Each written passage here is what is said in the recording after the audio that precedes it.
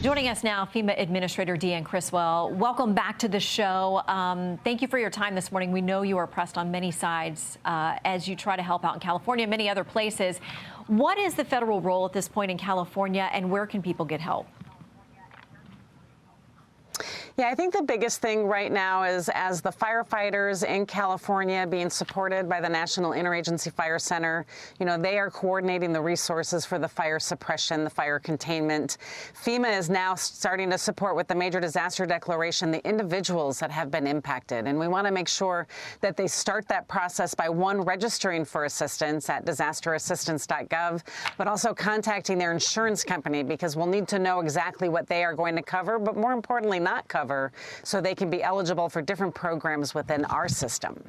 I want to ask you, because FEMA is pulled in so many directions. You're managing multiple disasters at once. There's still the ongoing situation in western North Carolina. Families trying to recover from Helene there.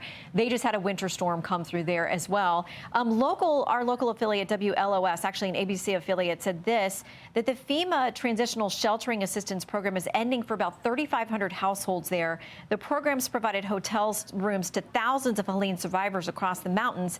However, on January 3rd, FEMA started notifying those in hotels that they're no longer eligible for the program. I know that's been extended, I think, through the 14th.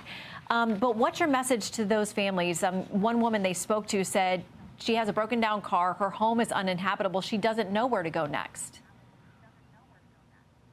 Yeah, the Transitional Sheltering Assistance Program is one of our best tools to help people in those immediate weeks and months, in some cases, like we're seeing in North Carolina, with what their initial housing needs are going to be.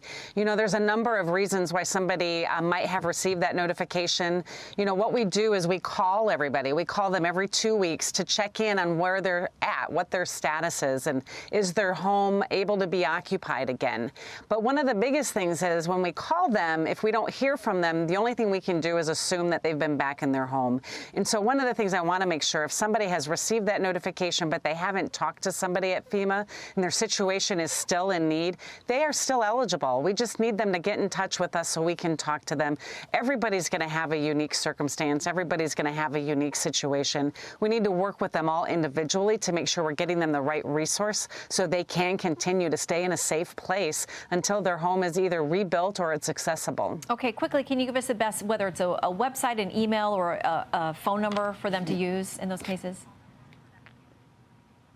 I think the best thing for them to do would either to call our 1-800 number, 1-800-621-FEMA, but more importantly, they can go into a disaster recovery center and talk to somebody face-to-face. I always find it so much easier to talk to a person, show them where you're at, show them what your status is, and then they can work right there to make sure that you're getting exactly what you need. All right, Administrator, thank you for the information and for your time. We wish you all the best in these fights.